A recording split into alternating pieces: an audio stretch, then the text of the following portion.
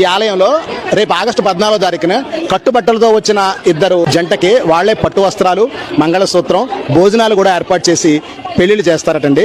ఇదైతే నేను మొట్టమొదటిసారి చూస్తున్నాను. ఇలా ఎక్కడ ఎప్పుడు ఎవరు చేయడం అయితే చూడలేదు. పూర్వకాలం జమీందారులో రాజులో చేసేవారట, కానీ ఈ ఆలయంలో చేయడం నాకు చాలా కొత్తగా అద్భుతంగా అనిపించింది. అవునండి, రాత్రి గోకవరం నుంచి ఇంటికి వస్తుండగా రాజమండ్రి కోరి మార్కెట్ దగ్గర ఉన్న ఈ పురాతన ఆలయం వద్ద స్వల్పంగా ట్రాఫిక్ జామ్ అయింది. ఏం జరిగిందా అని ఆలయం వైపుకు చూస్తే ఆలయంలో వేల కొద్దీ మహిళలు ఉన్నారండి. వివరాల కోసం నేను మా లావణ్య ఆలయంలోకి వెళ్లి విచారించగా ఆశ్చర్యపోయే విషయాలు తెలిసాయండి. ప్రతి వరలక్ష్మి వ్రతానికి ఈ ఆలయంలో వేల మంది మహిళలకు వరలక్ష్మీదేవి రూపులు ఇస్తారటండి. అవి తీసుకోవడానికి అయితే సుమారుగా 5,000 మంది మహిళలు అక్కడ లైన్ లో నుంచున్నారండి. ఇంకో ఆశ్చర్యపోయే విషయం ఏంటయ్యా అంటే ఈ ఆగస్టు 14వ తారీఖు గురువారం రాత్రి 11:58 అంటే బ్రహ్మ ముహూర్తంలో ఉచితంగా సామూహిక వివాహాలు చేస్తారటండి. ఉచిత వివాహం చేసుకోవాలనుకునే వారు ఈ పైనిచ్చిన నెంబర్లకైతే ముందుగా ఫోన్ చేసి రిజిస్టర్ చేసుకోవాలటండి. అలా చేసుకున్న వారికి బంగారపు మంగళసూత్రాలు, వెండి మెట్టెలు, తలంబరాలు, పెళ్లి వస్త్రాలతో సహా వచ్చిన పెళ్లి బంధువులకి భోజనాలు కూడా ఏర్పాటు చేస్తారటండి.